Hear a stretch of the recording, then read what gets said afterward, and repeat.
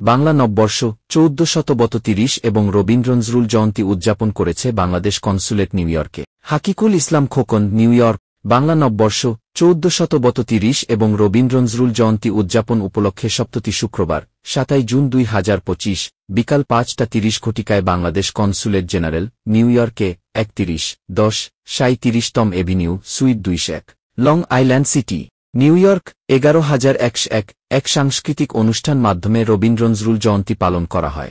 Bangladesh consulate general new ইয়র্কের head of chancery ও counsellor Ishrat জাহানের সার্বিক উপস্থাপনা ও পরিচালনায় অনুষ্ঠিত রবীন্দ্র-নজরুল জয়ন্তীতে সবাইকে শুভেচ্ছা জানিয়ে স্বাগত বক্তব্য রাখেন বাংলাদেশ কনস্যুলেট নিউ ইয়র্ক এর consul general M Mozammel Haque. এতে সঙ্গীত পরিবেশন করেন নন্দিত সঙ্গীতশিল্পী রিজিয়া পারভিন, রেশমি মির্জা, তমা সাহা ও বাউল শিল্পী শাহিন হোসেন প্রমুখ। নবনিযুক্ত consul general M Mozammel Haque বলেন, নতুন আশা, নতুন উদ্দীপনা আর নতুন প্রতিশ্রুতি নিয়ে নববর্ষ আমাদের মাঝে এসেছে। বিগত দিনের সকল হতাশা, দুঃখ, বেদনা, গ্লানি আর বোধতাকে পেছনে ফেলে জীবনের জয়গানের বার্তা নিয়ে এসেছে নববর্ষে। তিনি বলেন, হাজার বছরের ঐতিহ্যে লালিত বাঙালির সমৃদ্ধ চেতনার এর মূল প্রেরণা হচ্ছে আমাদের প্রাণের বৈশাখী উৎসব। গোয়বর্ণ ধর্মজাতি নির্বিশেষে বাংলার সকল মানুষের সার্বজনীন উৎসবের নাম নববর্ষের উৎসব।